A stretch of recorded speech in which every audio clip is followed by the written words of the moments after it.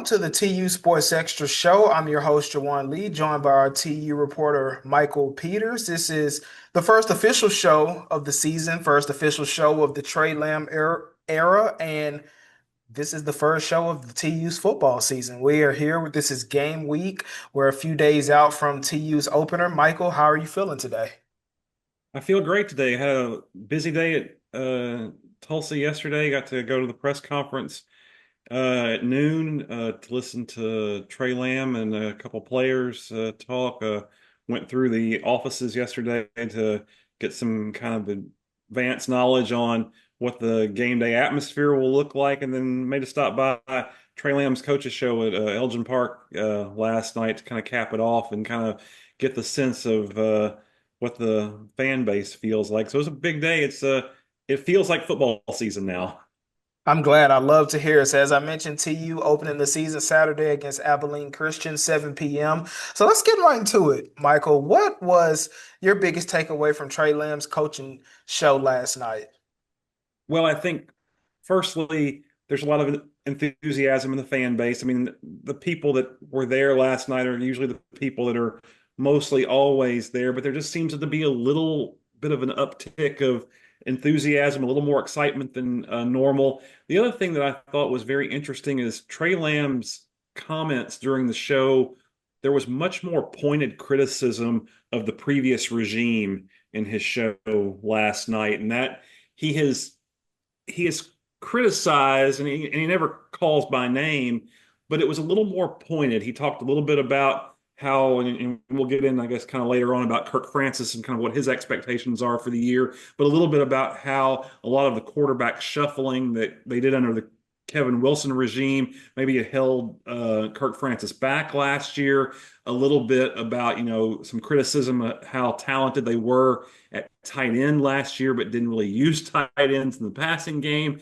And then a little bit about one of the things he said is Abilene Christian. Well, it's no Northwestern State, which was the team that Tulsa opened with last year and put 60 points up, but then also showed some of the defensive deficiencies that they would have during the year. So, still confident, very confident, lots of enthusiasm. Those two things have been pretty much consistent throughout the entire time. A little more pointed criticism as we get toward game week, and so we'll just kind of see how things go. It's like I say, it's important to you never get a second chance to make a first impression, and so it'll be Right. important for them to make a good first impression on Saturday night. For sure, you mentioned Kirk Francis, and we're going to get to him a little later in the show. But I want to start with the offense and totality of it. And if you haven't already, I definitely encourage you guys to go look at Michael's analysis of TU's offense and also their defense on what kind of you can expect this year. But Tre Lamb, being the offensive play caller, I want to know, how do you expect him to balance his head coaching responsibilities with offensive play calling? Well, I got a chance to talk to both coordinators. I guess now it's been a couple of weeks ago, and as I believe, kind of the only local media that's talked to both the coordinators so far since they were hired in December. And it's kind of they tell a bit of a similar story in how this is all going to work out. Tre Lamb's going to be the offensive play caller. He said it at American Conference Football Media Days. I couldn't deal with watching someone else do it. And so he's so he and but and part and then the other and then he followed that up by saying really quickly, because I'm good at it, I think I'm good at it, and I know what we need to do. And so he's very, like I say, doesn't lack in confidence, very confident guy, and that's one of the things that he's most confident in is his ability to call plays. Now, so that wasn't going to change in this job. That was one of the first, I think that was the first question I asked at the introductory press conference in December. So that hasn't changed. Now, how these things are going to work is that Brad Robbins, who is somebody who Tre Lamb has known, I think they said probably 10 or so years. They haven't worked together, but they've been familiar with each other. They have known each other. They've kind of kicked around some ideas with each other.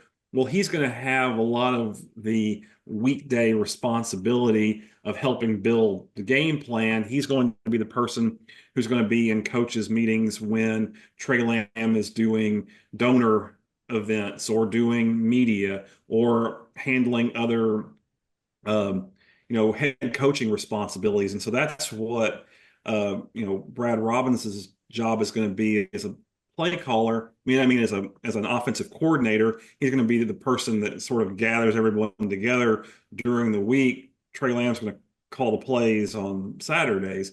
Now, philosophically speaking, they seem to have been somewhat similar in kind of some of the things that they were doing both at East Tennessee State last year and also at Connecticut, where Robbins was, and they were successful. They won 9 games last year. They had one of their better offenses in the last several years. So those things are optimistic things to see.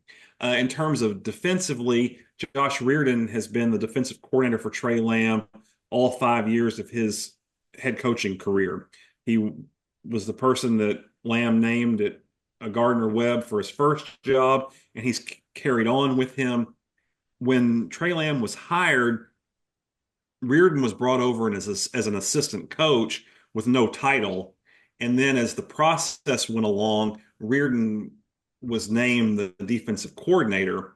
And one of the first things when I got a chance to sit one-on-one with Coach Lamb somewhere right around January after he completed his staff, he, without prompting, talked about how hard a decision it was to elevate Reardon to defensive coordinator because there were some people that thought he needed somebody who might have had more, FBS experience in that at that role, and but how comfortable he felt with Reardon in the job. And that was the other thing that Reardon reiterated when he and I sat down and talked to each other a couple of weeks ago was that part of what makes this work is that Lamb trusts Reardon. He trusts him to run the defense. He trusts him to do the kinds of things that he wants done.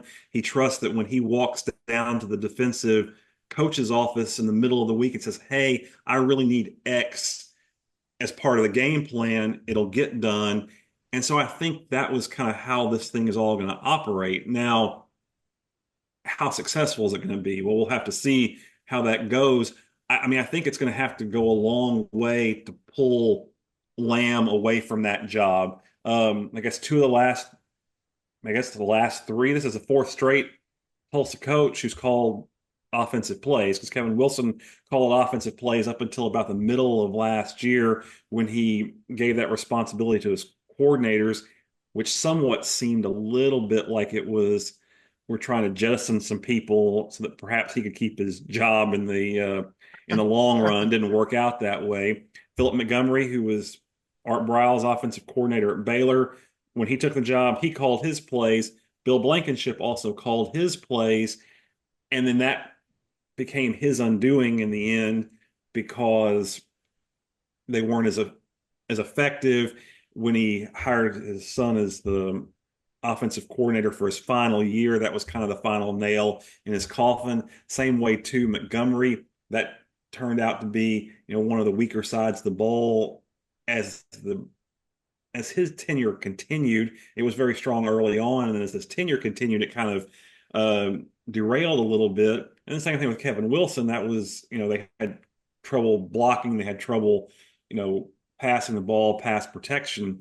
So it's been the undoing of somewhat of the last three Tulsa football coaches. So if Tre Lamb can be successful at it, that'll be something a little bit different for Tulsa fans from the last three regimes.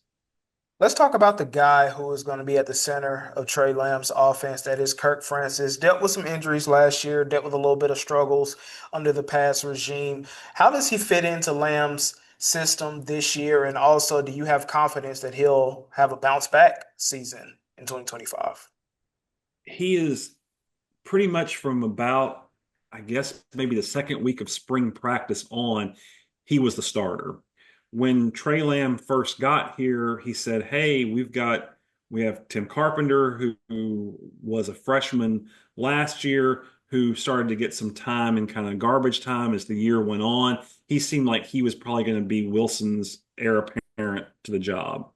Then you have Kirk Francis, and Tre Lamb was pretty, confident when he first after taking the job, we can win with either of those two guys. Well, as spring went along, Kirk Francis was the guy, and then Stephen Kittleman from Jinx, who was the holder last year, seemed to supplant Tim Carpenter as even the backup quarterback. And then Tim Carpenter hit the portal toward the end of spring and went to University of Ohio. So it's been pretty much Francis's job from the get-go, and that's different than last year where Francis was named the starter right before the first game. But hey, also we've got these other two guys we'd like to play, and we're going to try to get them in and out. And that was one of the pointed criticisms that Tre Lamb, directed toward the previous staff last night during the coaches show was about some of the quarterback shuffle that they had done, especially early in the season when Francis seemed to have things going,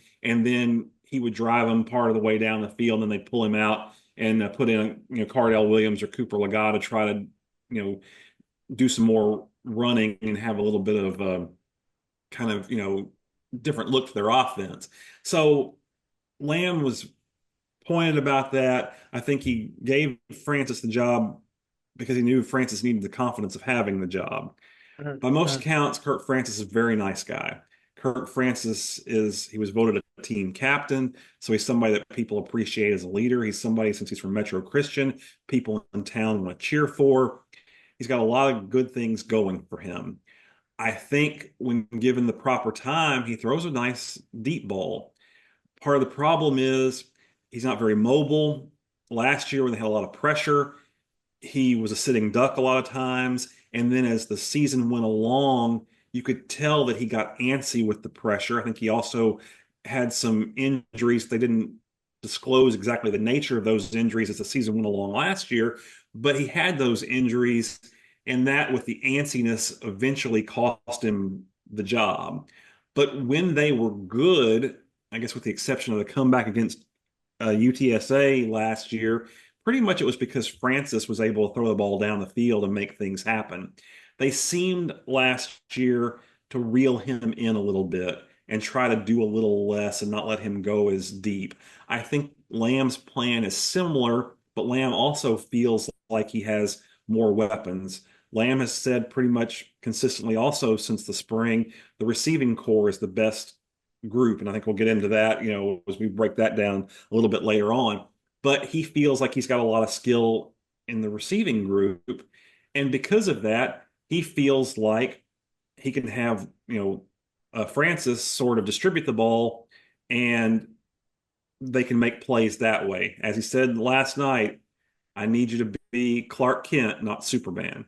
I want you to. So, I mean, he's looking for somebody to manage the game because he thinks he has enough weapons in his skill positions that if the quarterback manages it, they'll be able to move the ball up and down the field and score. The other thing, too, in watching their offensive line play during fall practice, and once again, it's just guys going against each other, and sometimes they're not tackling, and sometimes they're just trying to be in the right spots. Right. They look like they might be able to run the ball. If they are able to run the ball with any sort of success, then I do think that there's a good chance that Kirk Francis can have a bounce back season. Let's go ahead and get into those skill positions. You alluded to it earlier with the wide receivers. As you kind of look at the foundation of this team, which position group do you feel is the strongest for TU this year? No, I guess Lamb has gotten thrown out a couple of different groups so far in the fall. Receiving, he's been strong on that group since the spring. He's come off of Hmm. it a little bit in the fall as he's not been quite as happy with the way they've kind of caught the ball in the fall camp, but he's still high on that group. He also praises his cornerbacks. He feels like he has the deepest cornerbacks in all of the American Conference. Now, that's saying something considering that Tulsa was dead last in Division I last year for 50+ yard plays. That's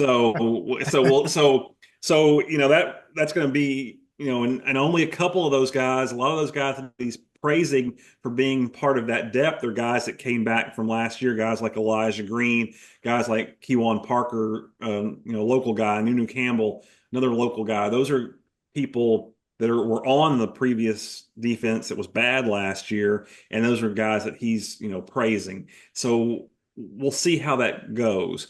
I probably still go with I go with receiver, although in receiver it is there's a lot of name recognition in that group, but we'll see if we get if we get production from the name. Micah Teese is a huge name, former big time recruit, Booker T. Washington, guy that people locally know. He has 2 catches in his college career at A&M. So he's a guy that, you know, so what's going to happen? I don't know. We'll have to see how that works out. Mekhi Miller, guy who's from Kansas City, transferred from Missouri, had a really great visit with him at Media Day, and super smart guy, really has a lot of, good things to say, really, talked really, you smartly about just kind of his decision making process and the fact that he was looking for a bigger and better opportunity and thought that he was kind of getting squeezed out a little bit at Missouri. But that's another guy who has had some productivity, but not as much as he would want. Well, can he play well enough to have productivity, for Tulsa? Same way too, the other starter in that group is Zion Booker, and he's a transfer from Western Carolina. He had 85 yards against Tre Lamb last year when that team played East Tennessee State. So Tre Lamb has seen him before. That's kind of how he got here.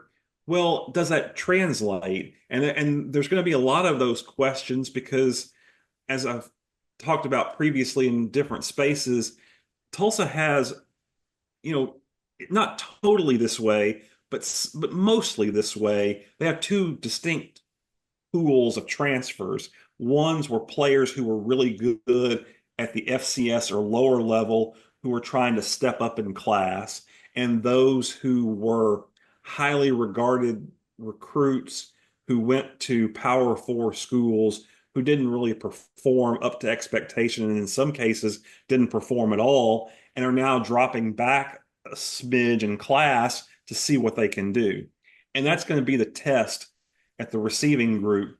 And then there's also a couple of names in that group who are came back from last year. Jacob Emmers, as a freshman, played a lot. Josh Smith, as a freshman, played. Those are guys who, you know, showed some sparks at times, but lots of inconsistency. Can they be in the mix? Same thing as Zion Steptoe is another returner, but then he has a broken hand, so he may or may not play Saturday against Abilene Christian. So we'll see how that goes. But I would say wide receiver is the deepest, but then there's also an asterisk by that to see if those guys are actually going to be able to play to the level that Lamb has said they should be at the whole year. Michael, you've done a lot of reporting on Tre Lamb since he's got here. As I read the stuff that you've gotten from him, as I listen to him speak, he seems like a coach that inspires confidence in his players, confidence, and maybe the fan base that this season can be better than the product that they put on the field last year. I mean, he even went as far as to say as he kind of expects TU to be a bowl team this year. Big expectations for Tre Lamb. So. What I want to ask you is it pressure on him to come out and make a statement in their opener Saturday against Abilene Christian? I think there is. I really think I don't think you can be the gunslinger and then lose 34-20 to a 1AA team in the season opener. I mean, I just don't think you can do that. I know he thinks it's going to be hard, and he even said as much. He was setting expectations last night on the coaches show. This isn't Northwestern State. This isn't the team you hung 63 on last year that went, 0 for the rest of the year. This is a really good team we are getting ready to play. We are setting the fan base's expectation to know that this is going to be hard, but he has to win. I mean, he has to also in that regard too, because the schedule is so hard that they then follow up at New Mexico State on the road. New Mexico State was bad last year, but so was Tulsa. And you have to go on the road for that game. First road trip for a new coach. Then they play 4 straight games. Oklahoma or Navy in the conference opener at Oklahoma State on a Friday night on a tough, 6-day turnaround after the conference opener. Then they are home against Tulane and they're at Memphis. And so Memphis, Tulane, Navy, 3 of the top teams, going into the year in the American. So, there's a chance you might lose those 4 games. So you got to win the Right. first 2 if you're going to lose those 4. And then Right. you get to the back half of the schedule. The back half of the schedule gets easier. There are some winnable games. There's Temple. There's Florida Atlantic. There is UAB. There's East Carolina, Florida Atlantic, Temple. All new coaches. You know, so those are all some games that you have a chance against. But they have a home game against Oregon State, which you figure is going to be tough. They have to go to Army, who all they lost most of their offensive firepower, but they are the defending conference or I guess defending conference champ. So there's a lot of stuff that in the schedule that just makes it really hard. So that makes the opener so important. I mean, I think I don't even think I kind of know. I mean, I think they would have hoped that this would have been a lighter level 1AA team or a really bad, FBS team that they could have gone out and beaten 45 to 10 and kind of beaten their chest a little bit about and had a good time with. This is going to be tougher, but any win's going to be a good win. So as long as they can win it, that's fine. If they have any hope of making a bowl game, they've got to win the first two and probably need to steal one of those next four that is so hard. Lamb is super confident. One of the things he's talked about is how does this team hold up after they face adversity? No adversity yet. They're undefeated. He's undefeated as Tulsa's head coach. It's easy to talk when you're undefeated, when everybody thinks you're great. That's easy. It's going to get hard when the losses come. And I think they will come and it will be tough, but you have to win the games you're supposed to win and you can't get run out of town like they did last year over and over and over again. You can't lose multiple 30-point games where you're out of the game midway through the first quarter and you look, hopeless. You cannot do that. And he feels confident that they won't be hopeless. He feels confident they're going to be in a lot of football games. We'll see how that translates. But for him to kind of stay as aggressive as he is, yeah, you gotta win the opener. All right, great episode, Michael. TU Abilene Christian, 7 p.m. Saturday, ESPN Plus. TU is at home for that. And me and Michael will be back with you guys next week to discuss the season opener. Hopefully, Tre Lamb starts his era off with a win, but we'll be discussing everything TU. So to keep up with everything with this athletic program, make sure you're keeping in tune with TUSportsExtra.com and following Michael as he puts out some great stuff on X, and I'll make sure to link his profile down in the description. So for your host, Juwan-lee, Michael Peters, this has been the TU Sports Extra Show. See you guys next time.